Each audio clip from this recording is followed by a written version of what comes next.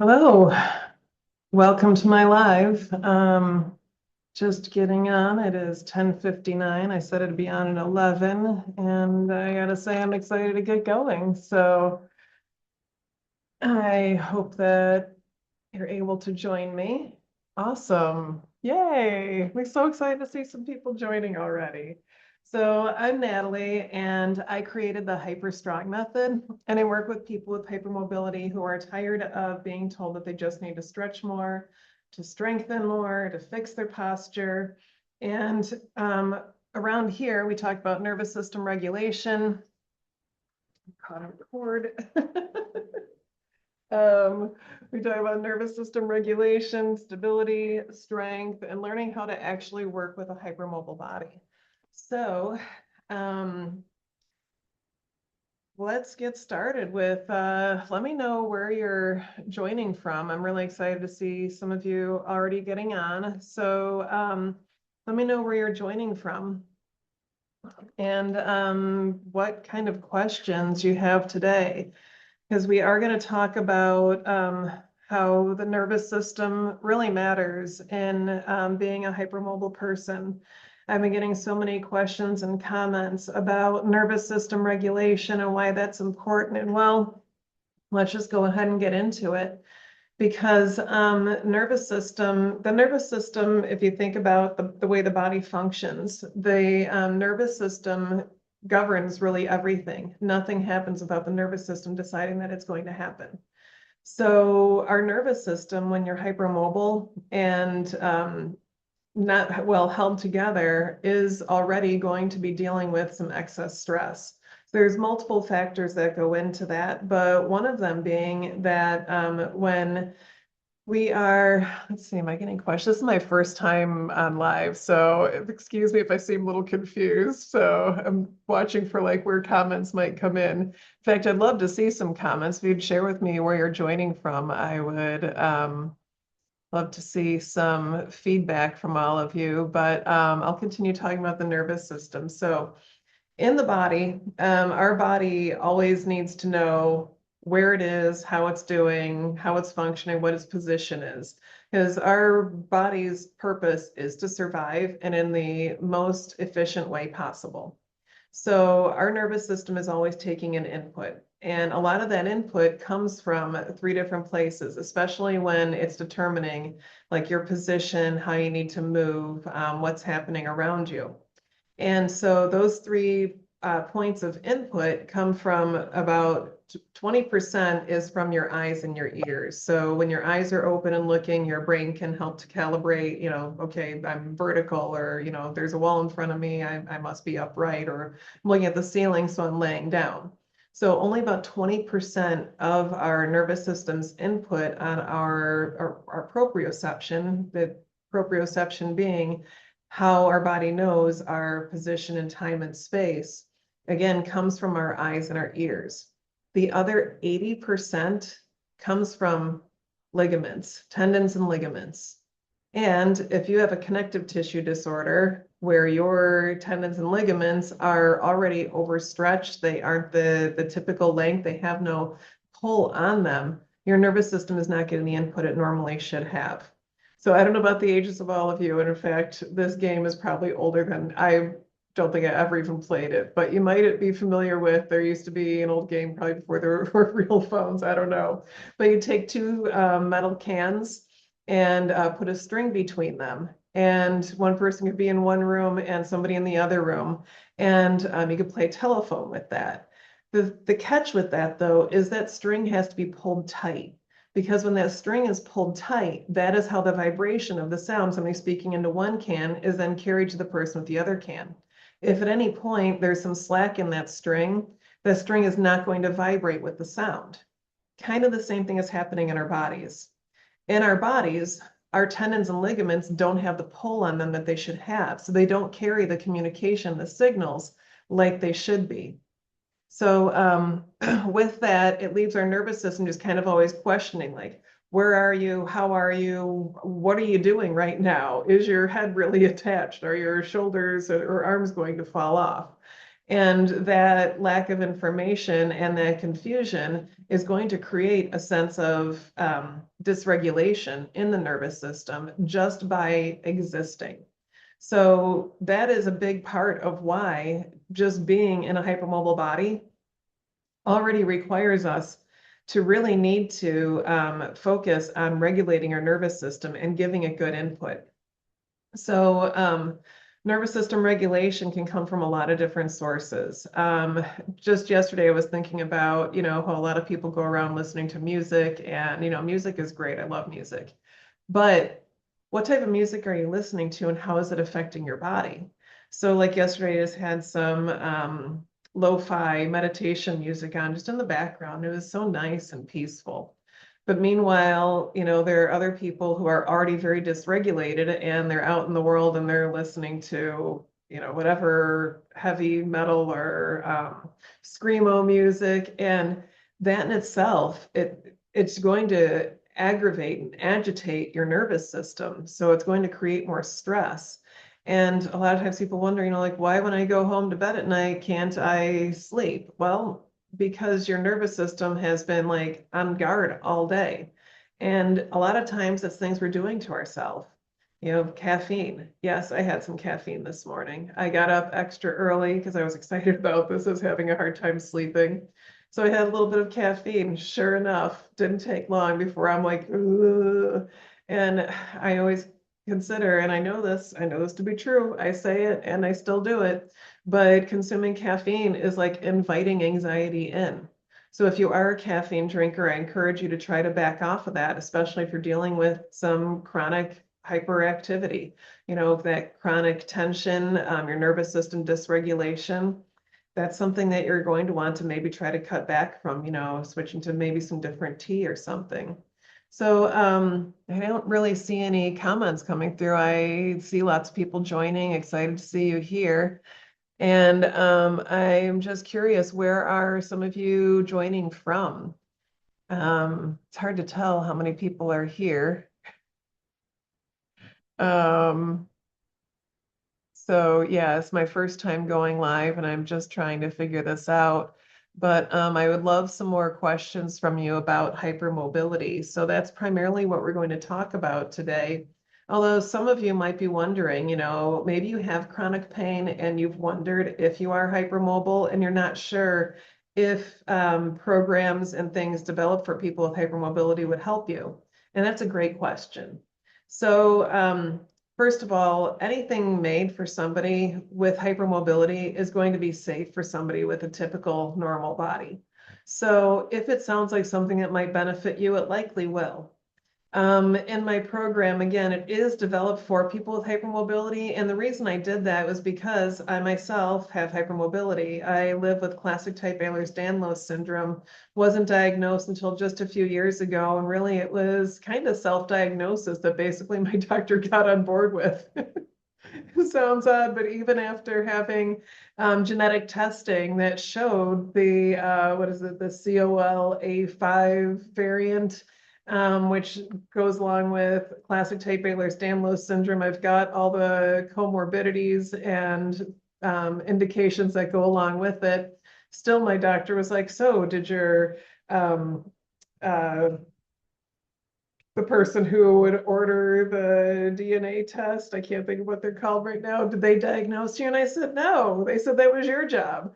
Everybody wants to push it back on somebody else. It seems everybody is so afraid to do a diagnosis, and I don't understand why.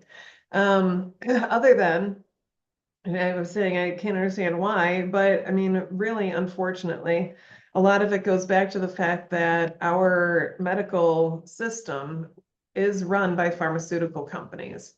And when you have pharmaceutical companies that are teaching the doctors come out of school only knowing how to medicate or do surgery. That's really their options that they are trained in. They don't understand nutrition. They don't understand exercise. They don't understand nervous system regulation or how to breathe properly.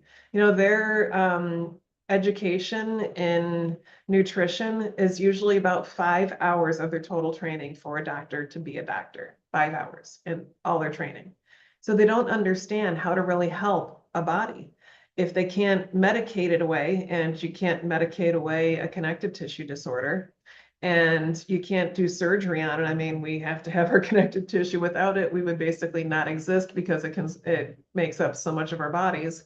Um, we would end up with they end up with nothing to do. So I think that's part of why they steer away from those diagnoses, because once you get the diagnosis, a lot of times it's like, okay, now what do I do with this? And they don't know what to tell you because they have nothing, other than prescribing PT, which how many of you have done PT before? Curious. Have you done PT before? Let's see. Invite to join as a guest. I'll invite you to join as a guest. I don't know what I'm doing. But how many of you have tried PT before only to be disappointed by the results of PT? Maybe you found that you did PT and you left with more pain later. I know I did that. I've done PT many times. Most of the time I'm like, do I really have to? But a lot of times, the only way to proceed with anything is you have to go through the PT protocol first. And a few years ago in 21, I was in a rollover car accident and, had gone from, I would say I was living at about a 6 to 7 in pain on a daily basis for about the prior 2 decades, about 20 years. Then I had the rollover car accident and I lived at about a 9 to 11 on a scale of 1 to 10. And it was terrible. So yeah, I went to PT, they did dry needling, and initially it was like, okay, maybe this will help, but I quickly realized that every time they did it, I ended up in more pain. They were only increasing my inflammation. I was so inflamed. And then they're going and poking me with needles, which I get.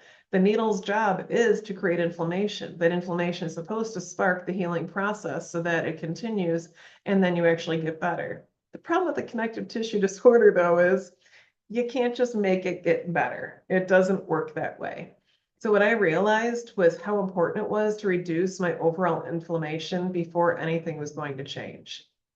So again, I would love to hear where you're at, if you are hypermobile, maybe what types of things you've tried and what you would like to learn from today's session. So I've already done quite a bit of talking. I'm not sure how much of you have heard what.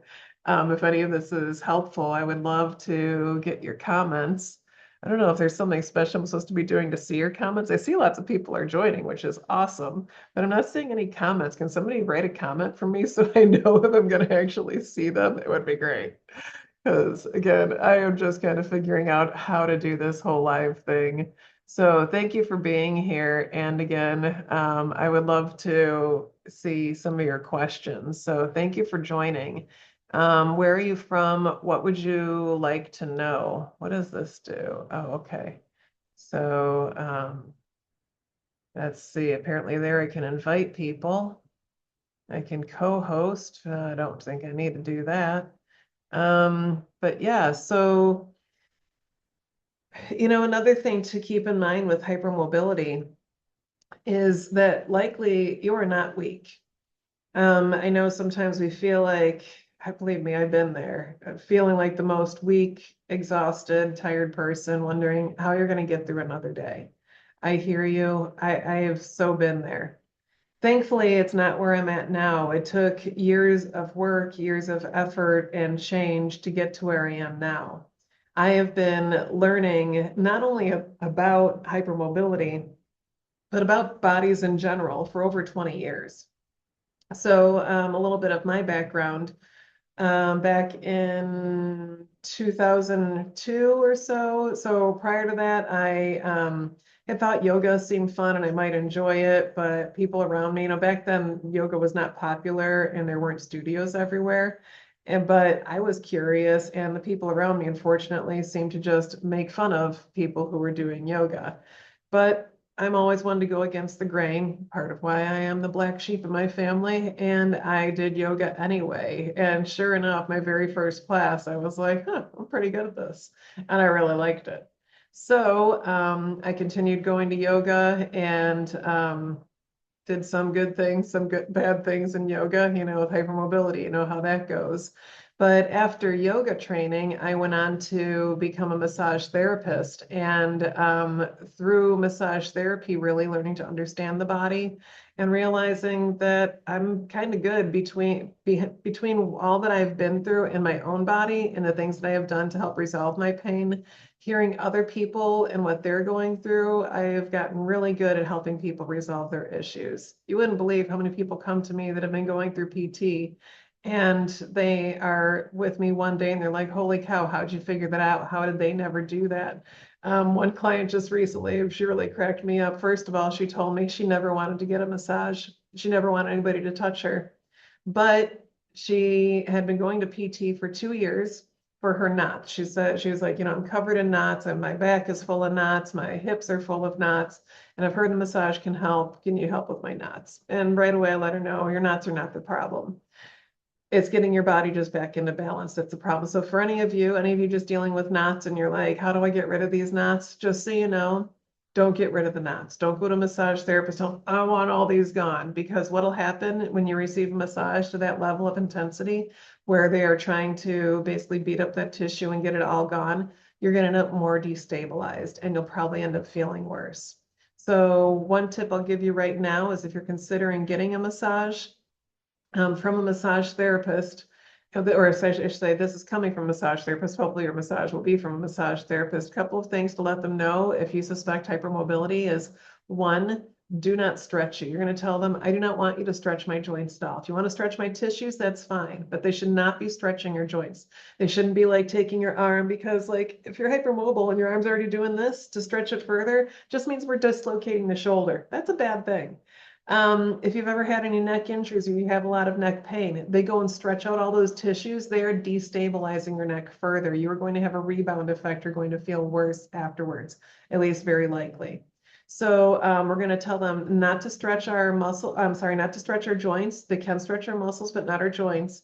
And the other thing is to only work to take the edge off. So although you might be inclined to want really deep pressure, I used to be that way too, because when you're walking around with like one level of pain, it's like, I want that pressure to be up here because it's the only way I stop feeling this level of pain.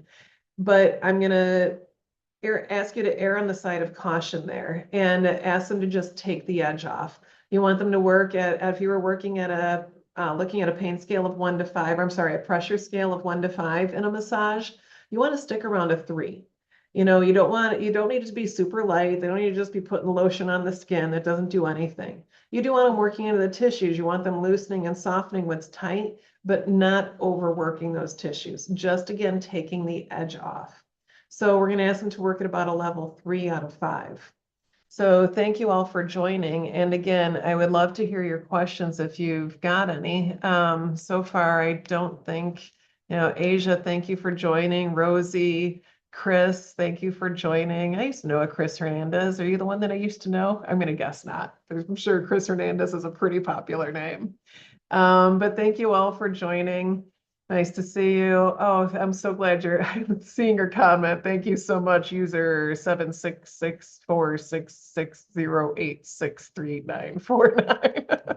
That's quite the username.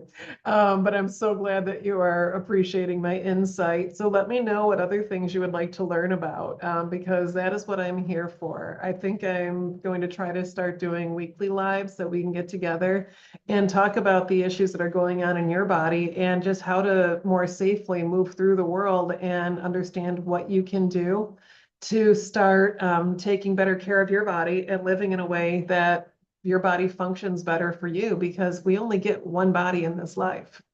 If we're constantly fighting our body, that's a life of struggle. And the world already offers plenty of struggle to all of us. I know that you've had plenty. I know I've had plenty. We don't need it to be within our own bodies. So one of the first things I'm going to invite you to do is to try to start making friends with your body, even in the current shape and pain that it's in. So one way you can do that is just by taking a moment to be ready and oil yourself. Okay. But one thing that you can do is just take moments to pause, to be still and focus on your breath. Now, I will tell you too, a lot of people are teaching, they're supposedly teaching diaphragmatic breathing. That is not diaphragmatic breathing because, anybody who tells you, just lay down, put a pillow on your belly and push it out, that's diaphragmatic breathing. It is not. Sure, the belly will expand a little bit with diaphragmatic breathing, but that's not where the diaphragm is. It's not in your belly, and it doesn't really push the belly out slightly. But really, what should be changing with the diaphragmatic breath is your rib cage, your lower ribs. So let me show you what a diaphragmatic breath looks like. Let's see. Oh, okay. So some comments were filtered. All right, thank you. Thank you, Wanda, for joining. And Ronica, it's hard to see over my colorful shirt.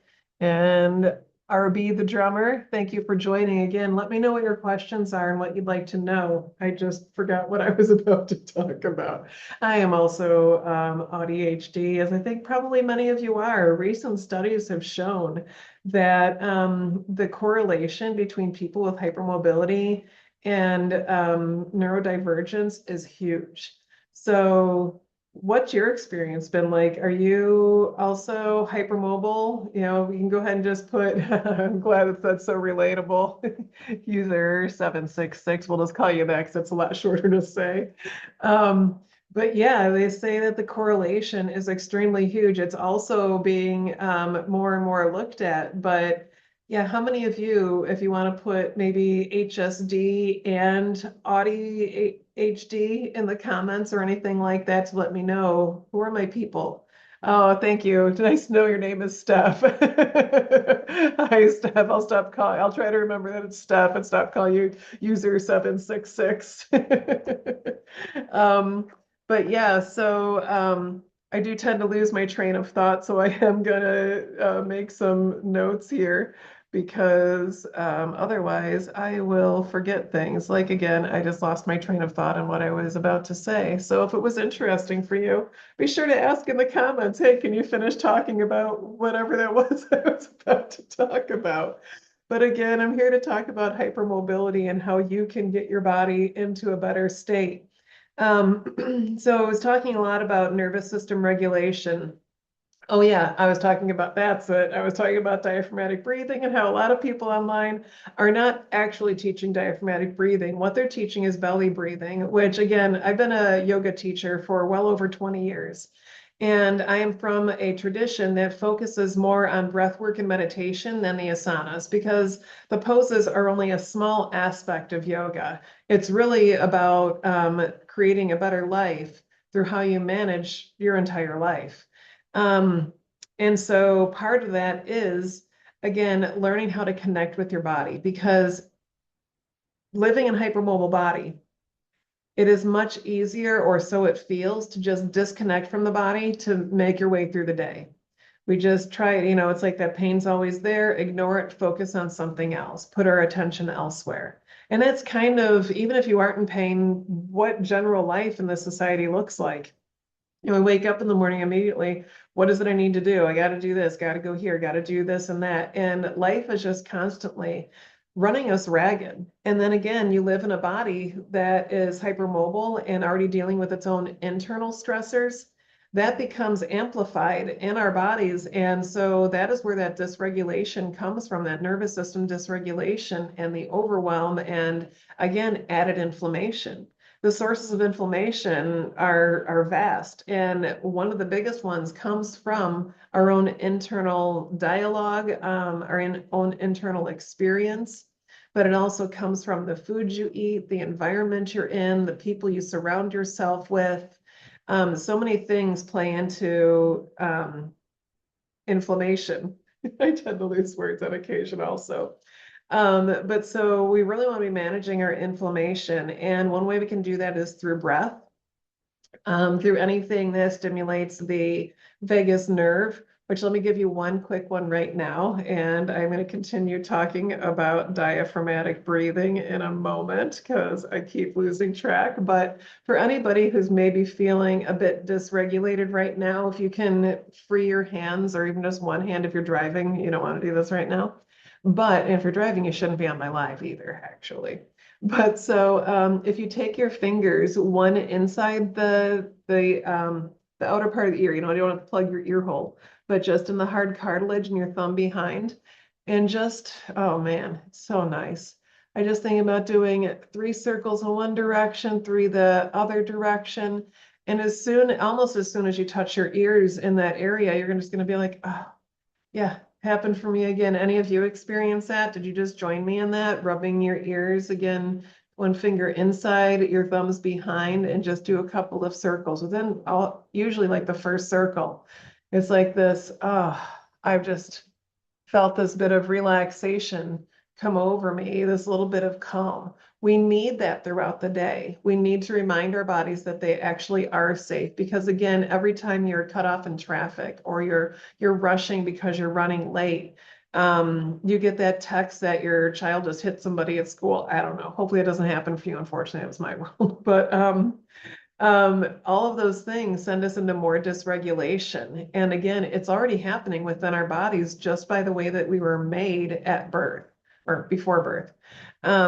And so doing everything we can to help regulate our nervous system is going to be something that can be helpful for you. So on that note, I have been, over the last few weeks, been uploading more and more videos to my is it okay to say another platform on here? I'm not sure, but it's that channel with all the videos for you, and it's on the tube. You know what I mean? Because I've heard other people say that if they talk about other platform, they might get shut down. So, that one that's about you on the tube, that one. And the channel is just my name, Natalie Pendergrass. But I have been taking the final relaxation from my yoga classes and sharing that on my channel so that any of you, anytime for free at home, wherever you have some peace and quiet, can take a pause. They're about 10 to 20 minutes, depending on which one you choose, and they'll help you just reconnect with your body, because we cannot assume that we can change anything in something we don't understand. And if you've been constantly checked out of your body, if you're trying to avoid looking at that pain, seeing what's going on inside, maybe there's been some emotional pain that's also difficult to deal with. I get it. I've been there. I've cried a bazillion tears working through the stuff that I have dealt with.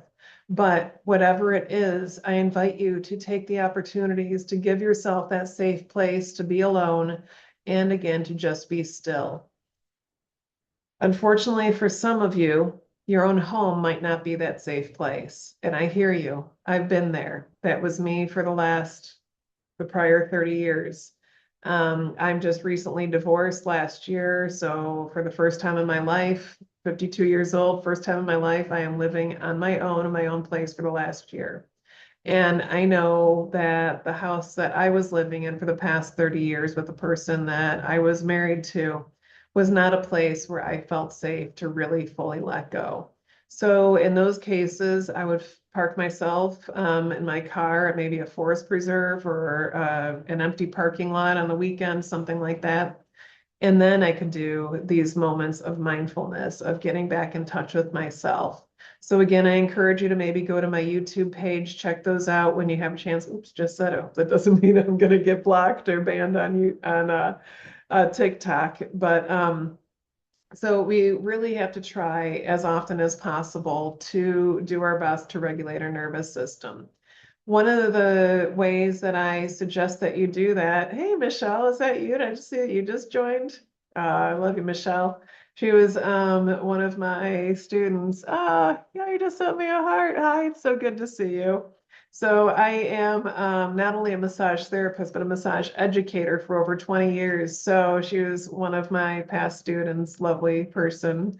Thank you for being here. It's so good to see all of you. And again, I would love to see more of your comments and questions. Oh, thank you. Thank you, Michelle. And so yeah, I was talking about nervous system. Oh, that's what I was going to say. So, oh, thank you. you. I'll get all the gifts. I'm not even sure exactly what it means, other than it's awesome. Thank you. My first live, so I'm still trying to figure out what all this means. But thank you so much. But so I encourage you to throughout the day to try to take, you may have heard of like workout snacks, and workout snacks are great. Just do little bits of workout throughout your day. It's a great way to help yourself stay healthier. But what I'm going to suggest is awesome. Thank you. But so what I was going to mention is instead of necessarily always taking workout snacks, which again, great, not discouraging that, we'll work out, but do it in a way that's safe. But what I would encourage you to start with is taking nervous system regulation snacks or just pauses. So maybe, again, you are rushing home from work, you are all busy and, life has been crazy. Before you walk in your house at night, before you bring that into your family, all the stress and chaos of the day, do it for you, do it for your family.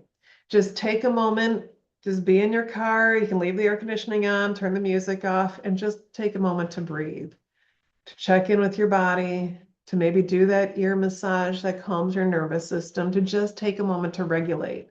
Because if you are the head of your household, if you are the parent in your household, what you bring in is going to change how your household is functioning that night or for the next several hours. So it is important that we learn how to regulate ourselves, to calm our own nervous systems. And again, I had mentioned earlier about how so many people have difficult time sleeping at night.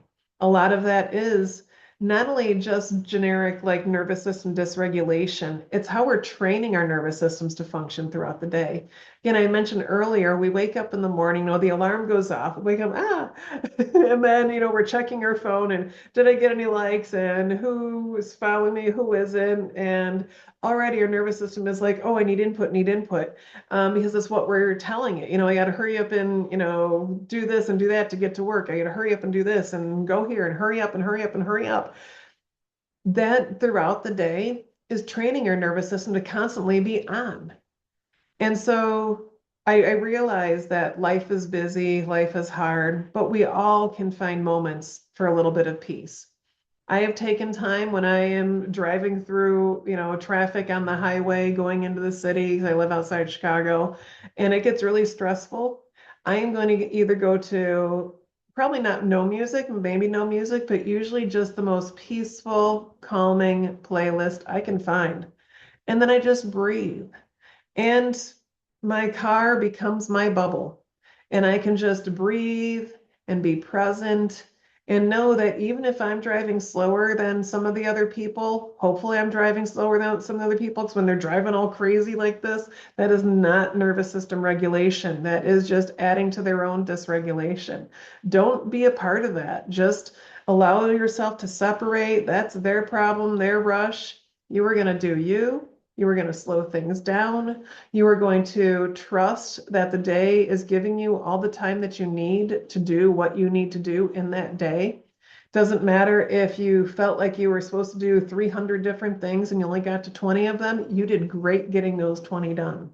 And I'm going to encourage you to, just again, try to just be more present.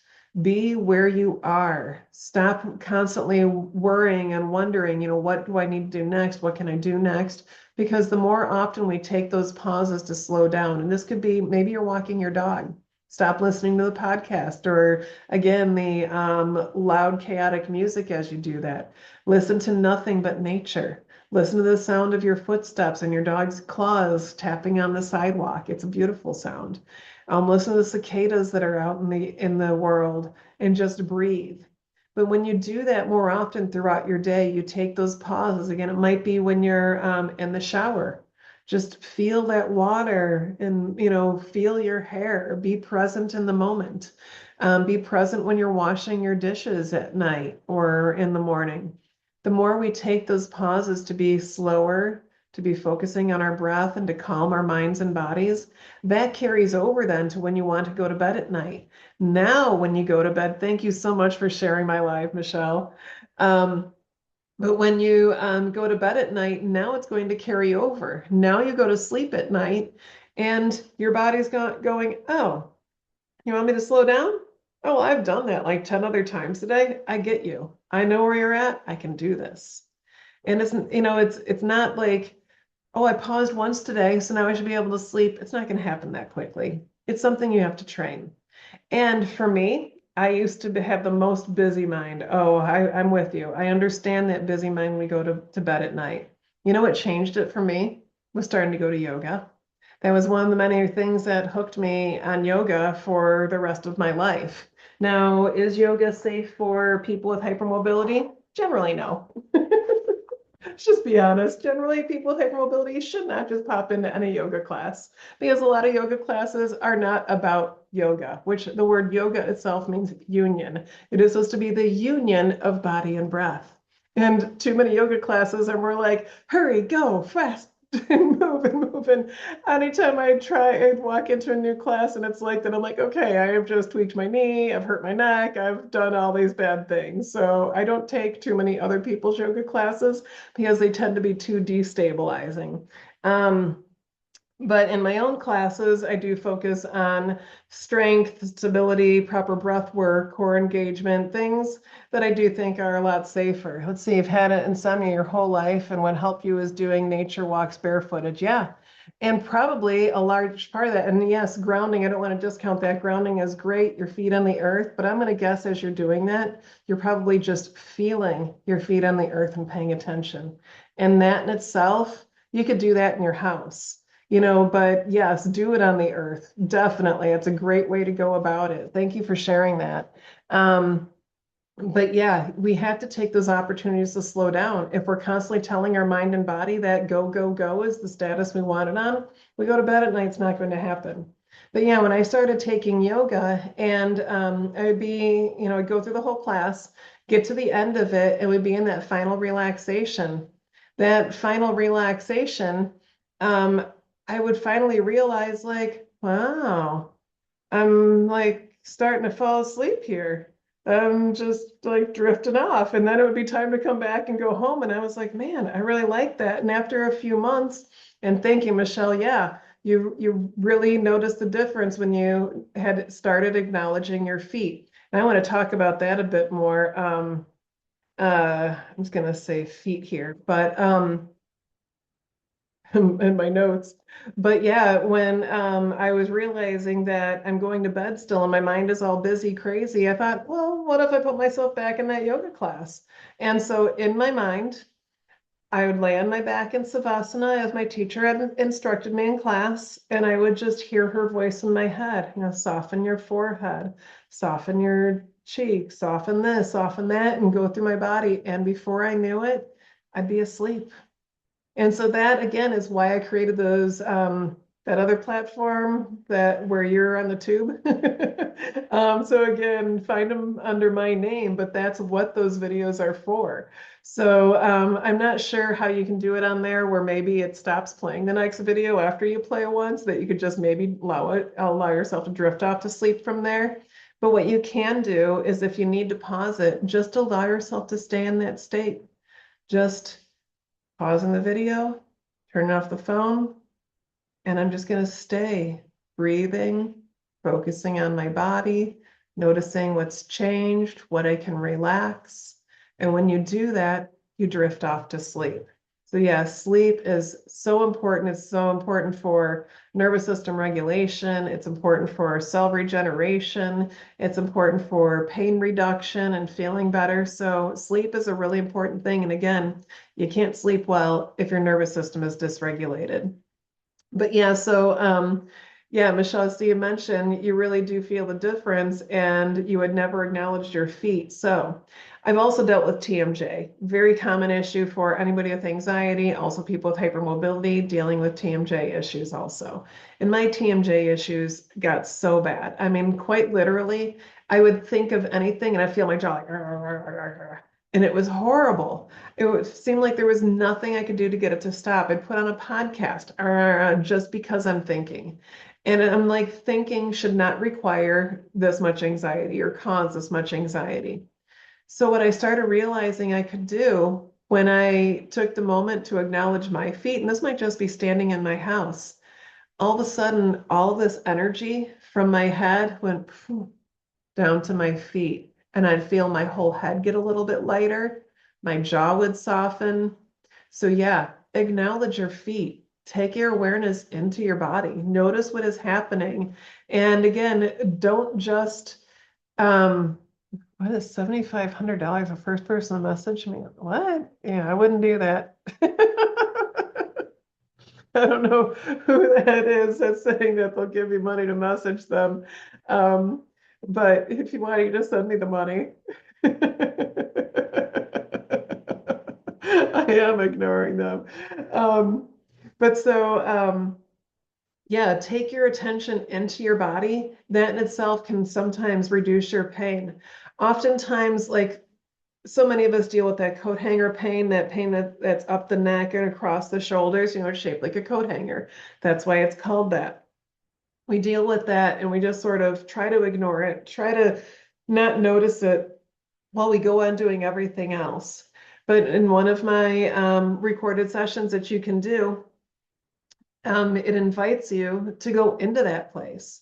To again, for all of these, you don't want to do them while you're driving. You want to get yourself again into that more calm situation, that state where you can just be present with yourself. So again, if that's not in your home, drive yourself to a forest preserve and just park your car, turn it off, whatever you need to do to just be alone, quiet, in a place where you feel safe and like you can let go.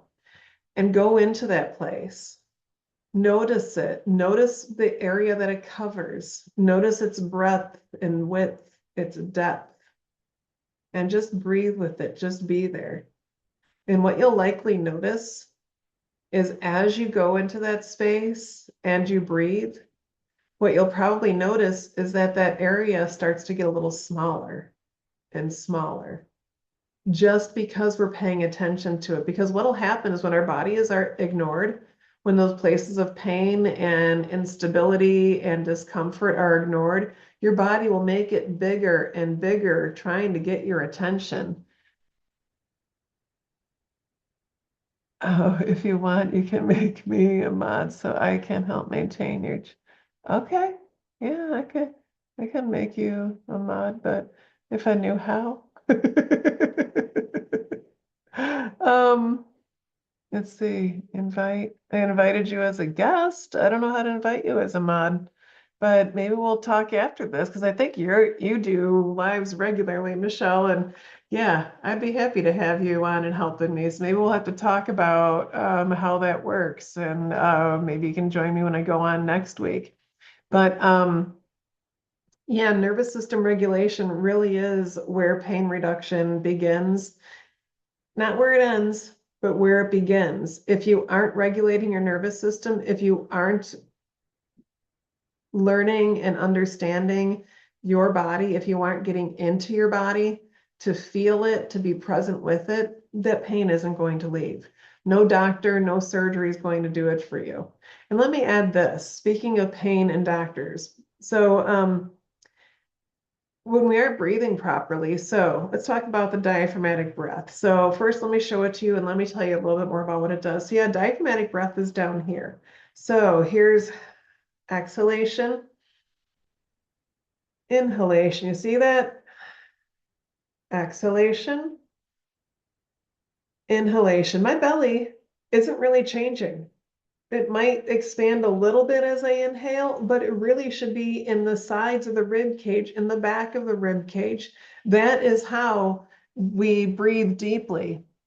Let's see, we can show you how to mod. Thank you. Thank you so much, Michelle. You're awesome. But we really want to be breathing diaphragmatically because, for one thing, breathing diaphragmatically in itself can reduce your neck pain. Because you may not realize this, but when we are not breathing diaphragmatically, what happens is our body needs to function. Our body will always function. It works to stay alive in the most efficient way possible. And so if you are not expanding diaphragmatically and you're just chest breathing, what's going to happen is neck muscles. They're called scalenes. We have 3 on each side, anterior, middle, and posterior scalenes are going to be lifting these upper ribs to create a little bit more expansion and space in the upper part of the lungs. That is not how we should be breathing. So many people are breathing with their neck muscles, and we wonder why our necks are tight. We have to stop breathing with our necks. We have to learn how to bring the breath down deeper. Because also, what happens, so the diaphragm is a dome-shaped muscle. On exhalation, it domes up, and that's where the air is leaving your lungs. And on inhalation, it's contracting, it is flattening and expanding. That is why. Sure, I'll. You want me to shout out to your friend? Yeah, I don't think so. That was pretty funny, though. I feel like I was just joining The Simpsons. But so then the diaphragm flattens and expands. What it is also doing, it should be pushing down on your internal organs. Your diaphragm divides your lungs and your your thoracic compartment from all of your digestive organs. So that diaphragm is meant to be massaging your liver, your stomach, your spleen, your pancreas, your large and small intestine. All those organs should be being massaged by your diaphragm. And when you breathe diaphragmatically, then that is going to improve your digestion, your assimilation, your elimination, your ability to detoxify with the liver. All of these things are important to getting your body functioning as it should. Because I know when you're hypermobile, you're dealing with the gamut of issues. It's not just, oh, my joints hurt. It's I can't breathe well. I'm not digesting well. Sometimes I'm not digesting at all. I'm either constipated or constantly going. The allergies are bad. The MCAS is an issue. I'm passing out regularly. We've got so many things that we deal with when we're dealing with hypermobility that we really need to focus on some of those things that might seem like, oh, it's so simple and basic. How is it going to help me? Trust me, breathing properly is a huge part of nervous system regulation. Oh, I left that out. When you were breathing properly, and again, that diaphragm is going from its exhalation dome shape, inhalation flattened shape. Wait. It is also massaging the vagus nerve. The vagus nerve passes right through the diaphragm. And so when we breathe diaphragmatically, that is one of the diaphragm's many purposes. It is supposed to massage the vagus nerve. When it massages the vagus nerve, it tells your nervous system that you are safe. The vagus nerve gets its name from the Latin root word vagus, which means wanderer. And it's called the wanderer because it's one of your cranial nerves. So this is a nerve that comes directly from your brain to your vital organs. It's going to your stomach, your spleen, your pancreas, your intestines. And there is this immediate communication back and forth between those organs and your brain. And so when the vagus nerve is massaged, it tells all those organs they're safe, they can relax, they can do their job. It tells your brain it's safe, it can relax, it can produce the feel-good hormones, the happy hormones, the pain-reducing hormones. But when we are neck breathing and chest breathing, that's telling our body that we are not safe, that we are currently being chased by a lion or a tiger. Shut down your digestion. Don't let any of that happen, and just figure out how to run faster. That's all that your body wants to focus on. And so, how many of you out there feel like you constantly have to go to the bathroom? Constantly got to pee as a woman? You know, that's part of nervous system dysregulation, because when we are in fight or flight, one of the body's first functions is eliminate everything. So if you're constantly like, ooh, I got to go right now, that is your body saying, we need an empty bladder because you might have to run. There is something chasing you, I believe.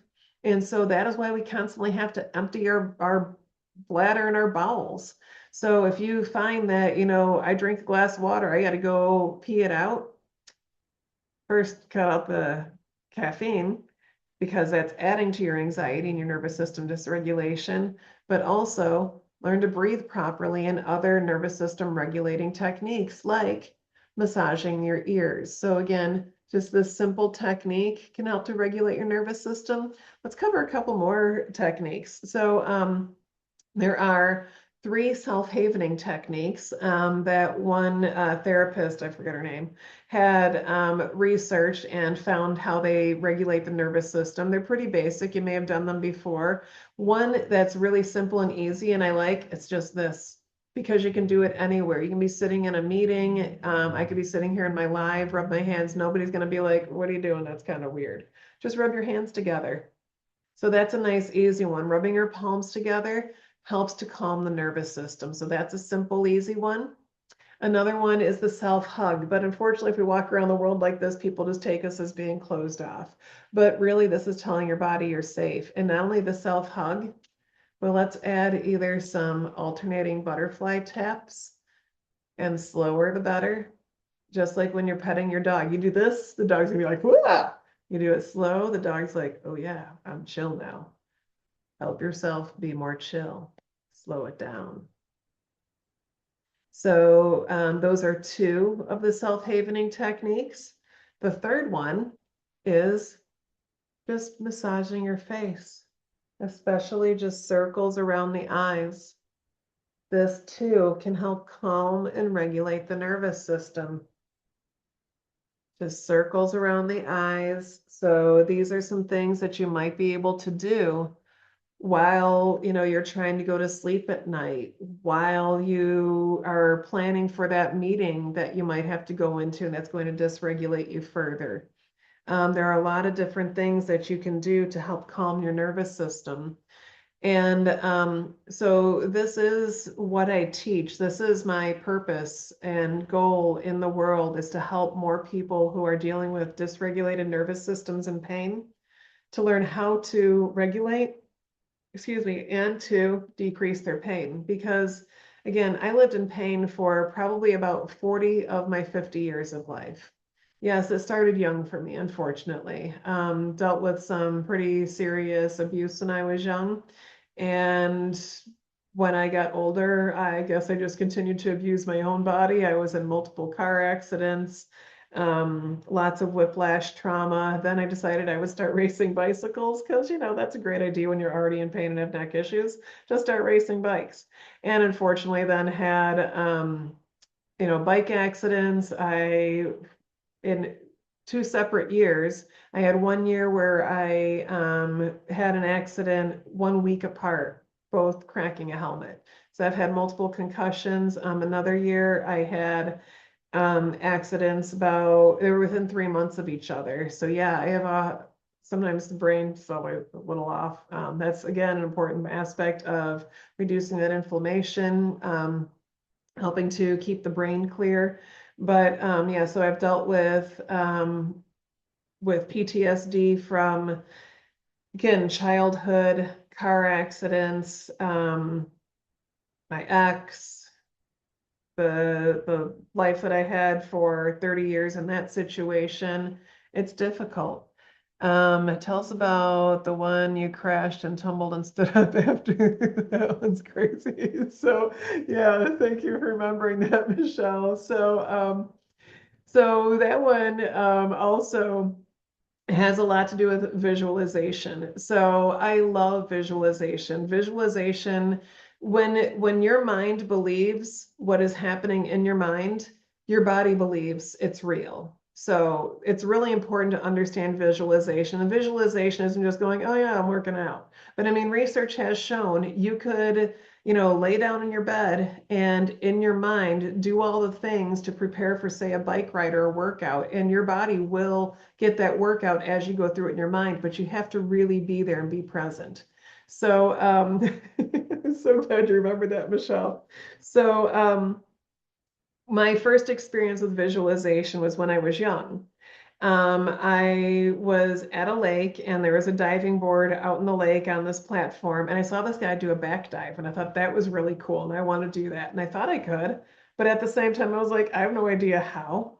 So I decided to go sit on the beach and figure it out. And I didn't know what I was doing, but apparently it was my first experience with visualization. So I sat there on the beach, and in my mind, I imagined how I would get up. I could feel my feet going through the sand into the water rising over my body as I went out to the ladder. I could feel how I would climb the ladder, the metal under my hands, the wood platform under my feet.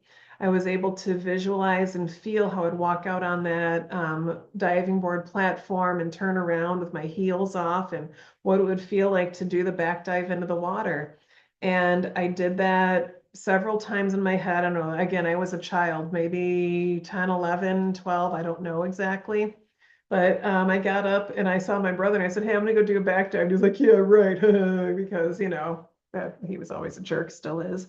But I went out there and I did it. Perfect back dive. He didn't say another word about it. Go figure. But that was my first experience of visualization. Later, I learned what that was.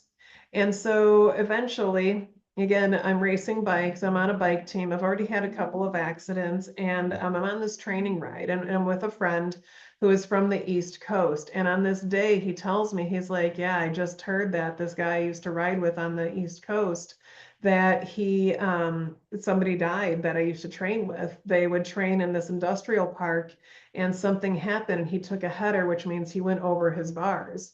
And when he went over his bars, he ended up just going headfirst into a building, fractured his cervical spine, and died instantly.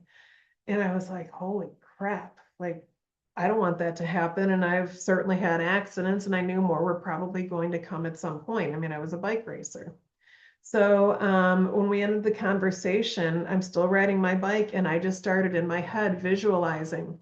If I am in an accident and I go over the bars, I imagined in my head so thoroughly how I would tuck my chin, roll my shoulders, and do my best to somersault so that I wouldn't die potentially. So that happened at this one point that I did that visualization. And I went through that multiple times in my head and just really planned it out. And then a couple of years went by. I didn't think much more about it till I'm in this bike race. And trust me, at this point, I wasn't thinking about it either. But I had planned it. I had done it in my head. So my brain and body already knew what to do. Because this day, I'm out in Crystal Lake, Illinois, doing a road race. It was my last road race. I'm riding, and I was never that great on the road. I will confess that. Absolutely not that great. I am not that good with speed. No, agility. That's where I got it. I love mountain biking. But anyhow, so I'm in my last road race, and it was only I didn't know it was my last going into it. I only decided that because of what happened. So at one point I'm riding, and I'm in my drops, and I'm like just really focused and trying to move my legs and move my body when all of a sudden I see a handlebar come in behind my arm, and I look over and I start saying to this person, what are you doing there? And I don't think I even got all of the words out of my mouth before our bikes locked up. I don't remember any of it. All I remember is I started to say, what are you doing? Because I knew she was way too close.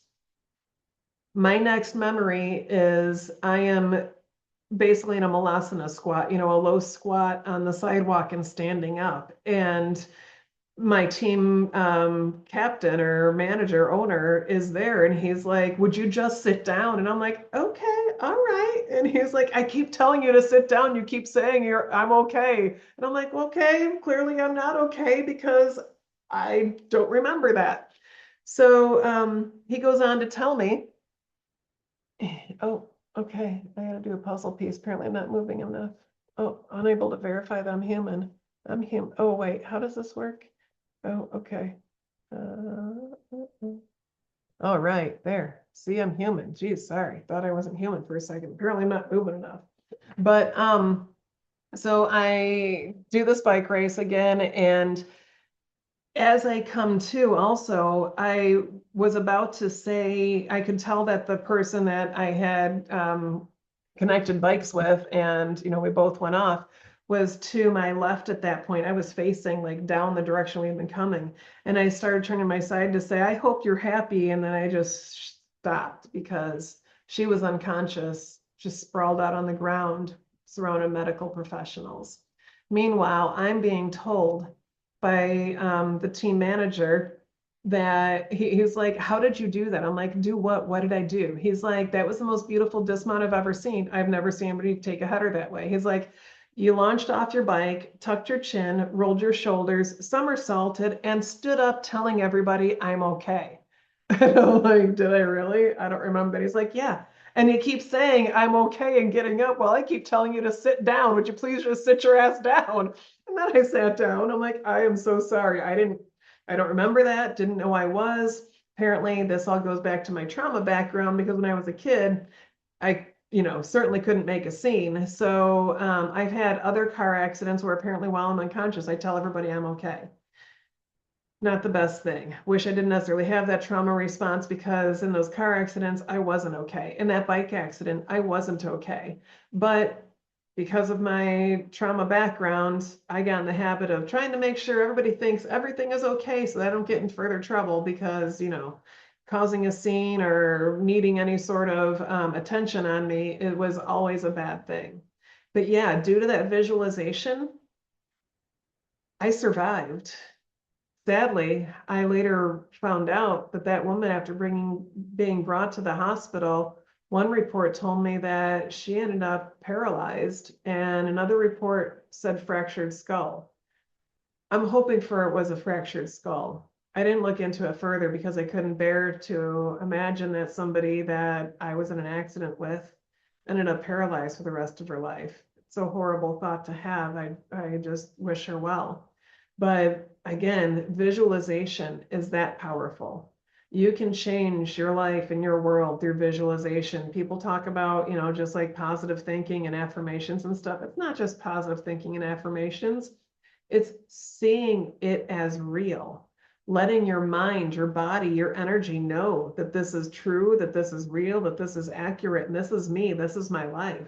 When you do that, that is when things really change. You have to convince your mind and body that these things are real in order for them to actually be so. So this has been awesome, a lot of fun. I've been on for an hour now and haven't been a whole lot of questions other than thank you, Michelle, for that, that request to share that story. That was quite the story. And I've loved having you here. Any last questions before I get off?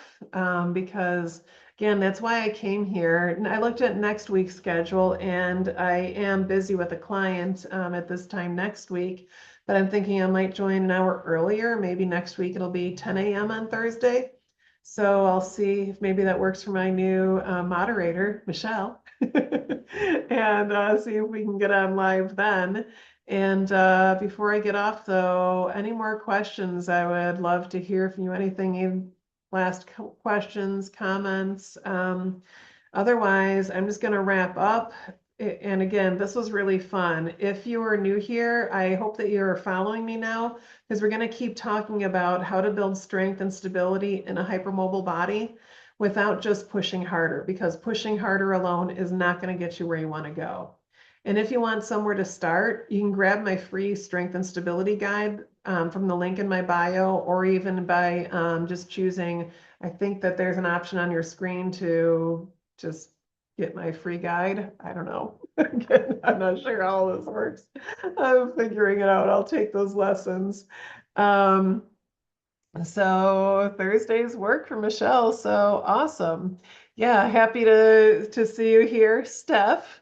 So glad to have you here and everybody that joined. This has been great. I hope that you can join me again next week. And again, be sure to follow because I'm posting every day helpful videos. I'm on not only TikTok, but Instagram, again, YouTube, Facebook, all of those. There are so many different platforms now. I think I'll call it a day of just those. But it's been great being here.